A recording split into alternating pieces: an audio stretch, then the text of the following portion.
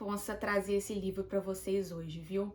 Mesmo sendo super fininho, tem pouco mais de 100 páginas, ele é muito complexo e é o queridinho aí dos ocultistas. E ó, a obra honra a reputação que tem. 1. É difícil de ler, sim. Segundo, que ela expande a nossa consciência e traz a nós a verdade universal de como nós viemos até aqui. E não só a gente, mas tudo o que existe em todos os planos. O Kybalion é um livro que vai aparecer pra gente inevitavelmente quando nós estamos nesse processo de autoconhecimento, da busca por respostas, porque ele traz uma visão hermética do Egito Antigo e da Grécia, de como tudo o que há se fez real aqui hoje. E grandes nomes da filosofia, pensadores, já trouxeram inclusive até aulas sobre esse livro, e o meu objetivo aqui é vir com o meu olhar. O que eu achei mais interessante para que você pelo menos desperte o interesse e a vontade de dar uma folheada, uma passeada e uma viajada aqui com o conteúdo. Bom, quando você olha de cara na capa, vem o Kybalion. Que palavra é essa? O que significa isso, né? Estudo da filosofia hermética. Hermética, Jesus, o que é isso, né? Fora que não tem autor. Ele se intitula como Os Três Iniciados. Então eu já vou começar explicando por aí.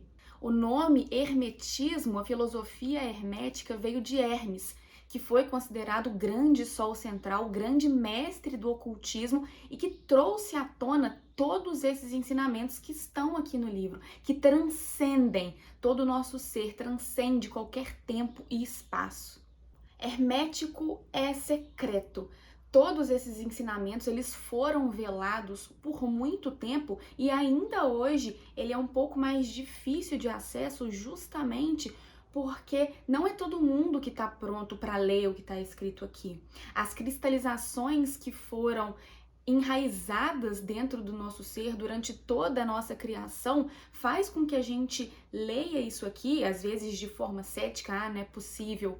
E por isso que apenas algumas pessoas têm acesso. Imagina isso antigamente, no Egito Antigo, na Grécia, de quando esses ensinamentos eles vieram à tona. Havia perseguição e justamente por isso esses iniciados e os praticantes da filosofia hermética tinham que se esconder, tinham que velar todo esse ensinamento.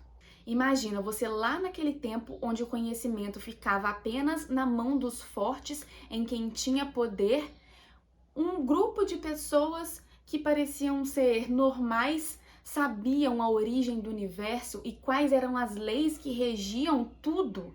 Com certeza aquilo não ia ser bem visto. E até hoje, esse livro não chega para qualquer pessoa, porque ele quebra muitos paradigmas, muitos padrões, muitas cristalizações que vieram junto com o nosso crescimento, com a nossa evolução, com os nossos dias. E o Kybalion, na língua secreta, significa a tradição manifesta de um ente de cima. Então imagina isso, é um presente a gente poder ter acesso a informações que não vieram da nossa realidade, que está além de tudo que a gente imagina e que hoje está materializado em um livro, em um lugar que você pode abrir, ler, estudar, praticar. Naquela época, quem estudava os princípios herméticos e seguiam essa filosofia eram vistos como os alquimistas. Você já deve ter visto em aula de história, eles trabalhavam com a transmutação de metais baratos em ouro. E assim, eles conseguiam estudar sem serem perseguidos.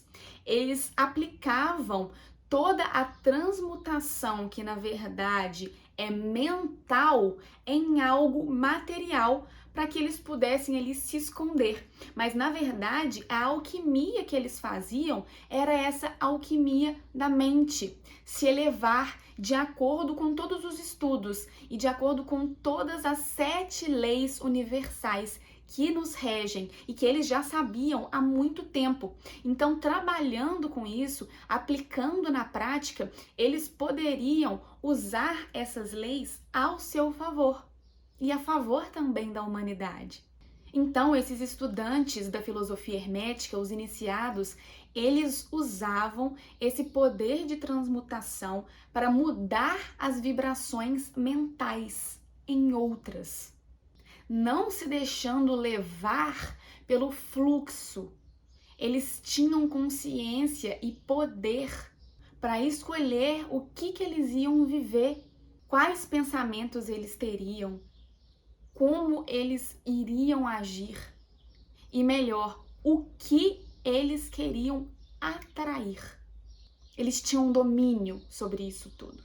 E eles conseguiam fazer isso tudo, ter consciência sobre os pensamentos, as atitudes e o que eles gostariam de atrair para si, usando as 7 leis herméticas. Assim como a gente tem a lei da gravidade, da ação e reação, que a gente já conhece há muito tempo e estuda na escola, existem outras leis ocultas que foram veladas durante muito tempo, que são pregadas pelos hermetistas, que também agem em sintonia, assim como essas outras que a gente já conhece. E os 7 princípios são do mentalismo, da correspondência, da vibração, da polaridade, do ritmo, causa e efeito e o princípio de gênero. Se eu fosse explicar todos esses 7 princípios, a gente ia ficar aqui dias, meses, não, anos, muito tempo. Mas eu vou trazer um aqui que fez muito sentido para mim, na minha experiência hoje, que eu tô muito conectada e estudando muito sobre o plano espiritual. E aqui, na lei da correspondência, ele fala um pouco sobre isso, que existem os planos de correspondência. E assim como existe o plano espiritual, também tem o mental e o físico. Esses 3 são os grandes planos que existem na nossa realidade. Todos eles são subdivididos e se diferem por conta de vibração. Então, o plano espiritual, ele tem uma vibração maior que o plano material, que é onde nós estamos. E por isso, muitas vezes, a gente não consegue se conectar. Eles existem, eles estão ali, mas como nós estamos em diferentes graus de vibração, fica muito difícil essa percepção, que muitas vezes se materializa de forma mais sutil. E tem um trecho no livro que ele fala assim: estas invisíveis divindades e anjos protetores estendem a sua influência livre e poderosamente nos processos da evolução e no progresso cósmico. A sua ocasional intervenção e assistência nos negócios humanos criou as muitas lendas, crenças, religiões e tradições da raça passada e presente. Eles, muitas vezes, impuseram ao mundo os seus conhecimentos e poderes conforme a lei do todo. E eu vou usar essa palavra, o todo, para finalizar minha resenha, porque esse é um dos alicerces do livro também. Os hermetistas, eles chamam de o todo, o criador do universo. Um espírito incognoscível, ou seja, não dá para explicar.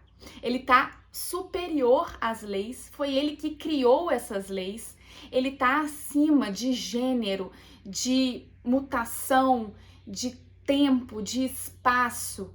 E essa infinitamente vivente, ela excede qualquer nome, qualquer termo, é a grande força maior responsável pela nossa existência aqui e agora. Eu gostaria que vocês soubessem que essa é uma pequena fração, íons de fração, como ele usa aqui no livro, íons de tempo, eu vou usar íons de fração. É uma fraçãozíssima do que esse livro significa. Então, fica a minha indicação para essa leitura. Se você sentir no coração e achar que é importante hoje, para que você consiga ter mais clareza mental, leia. Se não tá no momento, se você ainda não sente o chamado, espera, porque uma hora ele vai chegar pra você. Beijo!